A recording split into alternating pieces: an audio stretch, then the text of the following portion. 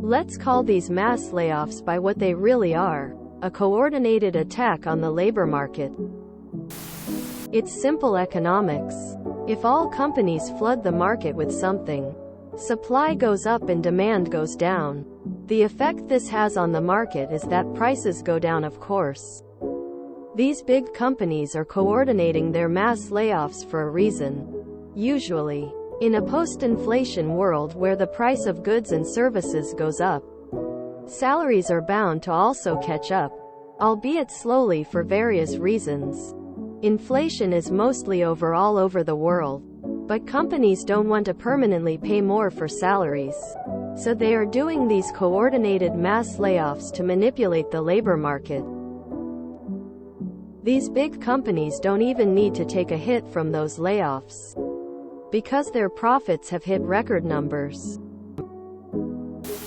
The recent round of layoffs has coincided with Q4. My thought has been that they're doing this to lower payroll expenses and make the numbers look better for the EOY reports. This awards higher bonuses to the C-suite and higher stock prices.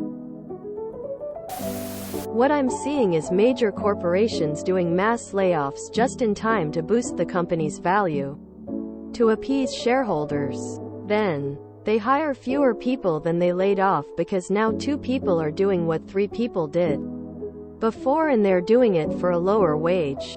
Later on, another mass layoff to boost value for shareholders. My thought is that the only shareholders should be the people who work there.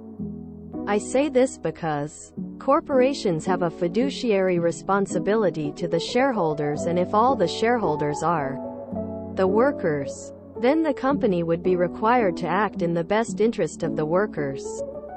My other thought is that a company should have to prove that the financial situation and the future existence of the company requires layoffs. If layoffs happen without an actual need, all the executives need to face prison time. In 2022 there were hedge fund twats unironically saying that tech labor and labor as a whole needed to have their wages reduced significantly by mass layoffs.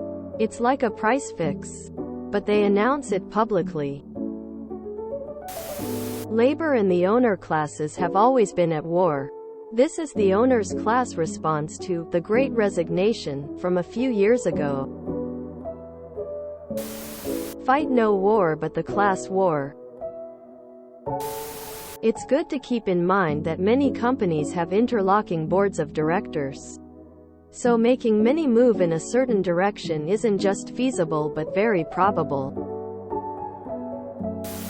Many tech companies think AI will fill in the holes left by these mass layoffs. I think they will be very disappointed when AI isn't the miracle they think it is. I've been in tech for 25 years. Now laid off for over a year. I will find other sources of income and my skills will be used to benefit myself. They can get bent. I think you misread their greed. They are taking profits in the form of reduced expenses. Labor, at the cost of future production. They know it's short-sighted, but they are cashing out and running. Anyway, they are not loyal to their own companies. So there is no reason to reasonably expect loyalty to their laborers. It's not a class-based attack. It's simple greed. IT has been through this several times. The market for a particular skill set is in high demand. Everybody floods to it, and then, the market drops out. A new skill set develops, becomes the in-demand one, and the cycle repeats. It's fairly obvious. It would be trivially easy to coordinate via cutouts and fake Chinese firewalls of the largest management consultancies. The years of networking make this sort of thing inevitable, though perfectly legal, if done at enough remove. On top of that, most have listed under IPO where customer and employee satisfaction doesn't matter in the slightest. They will have the money as long as they can get their share prices up. This guy gets it. Stay angry, my man. Angry. Gets. Shit. Done. Was just laid off by a big tech company whose CEO just announced to everybody that funds are okay in the company. Shortly later, laid off 20% of the company. And I hear from previous co-workers later that they're pushing almost all support to overseas to save money. Thank you. These companies were clearly tired of the power workers in particular sectors had gained. Unfortunately, until the Delaware law about SCORPs, which is how most U.S. publicly traded companies are registered, changes, fiduciary duty requires that the stockholders' interests be considered over all else. You think all these companies are conspiring together to reduce wage inflation by laying off their employees?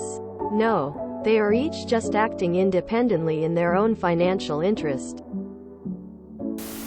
I mean, it could just be a trend right now that companies that lay off their employees are seen as running more efficiently, and so stock value goes up. Either way, scummy. Something to keep in mind, especially for publicly traded companies, is that for a while they haven't used revenue to pay expenses. Back when the Fed interest rate was 10%, you took out a loan to cover all your expenses so you could report larger profits at the end of the quarter and boost revenue. And as long as the loan got managed somehow, you were fine. Interest was non-existent, and so the idea was to put some of your expenses on a cheap loan and then pay off the loan with another loan. After a while, the stockholders aren't caring about the profits from a few years ago. So you pay off the loan and take out another. You remain solvable and you get to report record profits to get your stock prices up, and you as CEO gets a bonus. But then the Fed starts raising interest rates. Now loans are more expensive to pay off. Add on a few smaller years of sales due to money tightening for Americans, and more of your expenses are being put on these loans. And part of previous loans are going on these loans. With interest now, these loans are starting to eclipse revenue, and that's a possible reason for how these public companies are reporting record profit and record layoffs. They aren't bringing in enough money to keep growth at the rate they've been showing investors. And they see being drowned by these high-interest loans they can't get out of. Expect in the next few years to see some big-name companies declare bankruptcy alongside their record profits. They're coming after tech. I saw it right after the COVID hiring boom. It's like executives decided we get paid too much and do too little.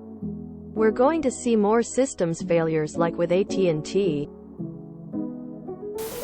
I'm sure owners or boards or executives get together in a sauna somewhere and laugh about how many they want to lay off and may even pick their targets. This is collusion. Informal and impossible to prove. It's been proven that even in extremely high-paying industries, tech, when Steve Jobs was around and decades ago, he would phone around and stop bidding wars for software engineers. Now they are much smarter and would not leave open evidence like that. So your characterization is probably correct. If you enjoyed this video, please check out our playlists full of similar content. Epicaricast is like doom scrolling for your ears. Please like, share, and subscribe.